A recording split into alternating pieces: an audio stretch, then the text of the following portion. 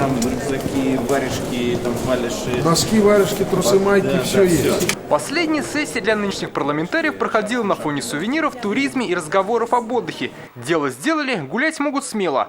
Как отметил Рустам Минниханов, пятый созыв Госсовета поработал весьма продуктивно. Главный итог – республика динамично развивается, и Татарстан – место, где престижно жить и работать.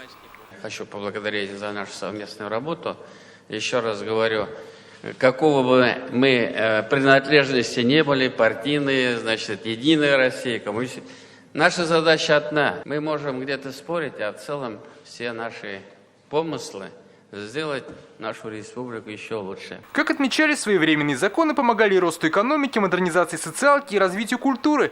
Так, за прошедшие 5 лет по соципотеке построили почти 35 тысяч квартир, отремонтировали более 4 тысяч жилых домов, 200 поликлиник и 700 школ и садиков. Наш девиз, мы его поддерживали всегда и поддерживаем сегодня, придерживаемся триединой формулы: авторитетный президент, сильный парламент, эффективное правительство.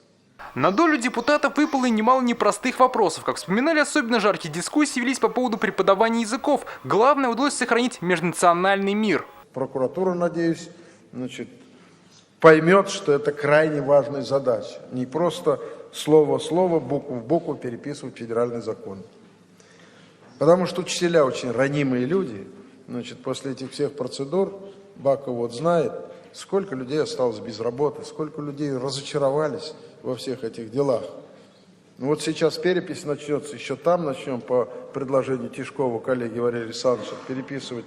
Муж татарин, жена русская, там наоборот, дважды подписывать, трижды заверять. Мы начнем раскалывать наши семьи. Уже до этого дойдем, наверное, переписью. Боюсь, что, но мы свои предложения передали туда. Предложение парламентариев республики сегодня отправилось и в Госдуму. Садоводам хотят дать еще 2 года на оформление всех документов, связанных с добычей воды из колодцев. В республике же уже решено учредить новый праздник. 1 суббота сентября – День садовода. Учреждение нового праздника «День садовода» станет еще одним вкладом в развитие садоводческого движения, сохранение традиций садоводства Республики Татарстан и дополнительной консолидации нашего общества. Консолидированные решения будут искать и в теме обращения отходов и строительстве для этого инфраструктуры. Экоактивисты предлагали вынести этот вопрос на референдум. Однако, как сегодня стало понятно в ходе дискуссии, инициатива сыровата. С этим полагаем, что предлагаемый для вынесения на референдум Республики Татарстан вопрос не соответствует требованиям статьи 12 Федерального закона номер 67 ФЗ. На будущее депутатам предстоит помогать в законодательном воплощении национальных проектов.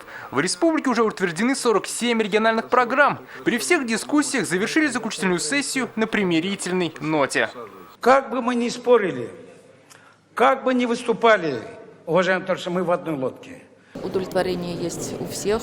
Я бы поставила, может быть, не 5, но твердую 4 можно поставить нашему парламенту. На этом работа парламента этого состава окончена. В следующий раз сюда на заседание придут уже депутаты нового 6-го созыва. Кто это будет, предстоит решить татарстанцам на выборах 8 сентября. Дмитрий Аринин, Рамзиль Гарипов, ТНВ, Казань.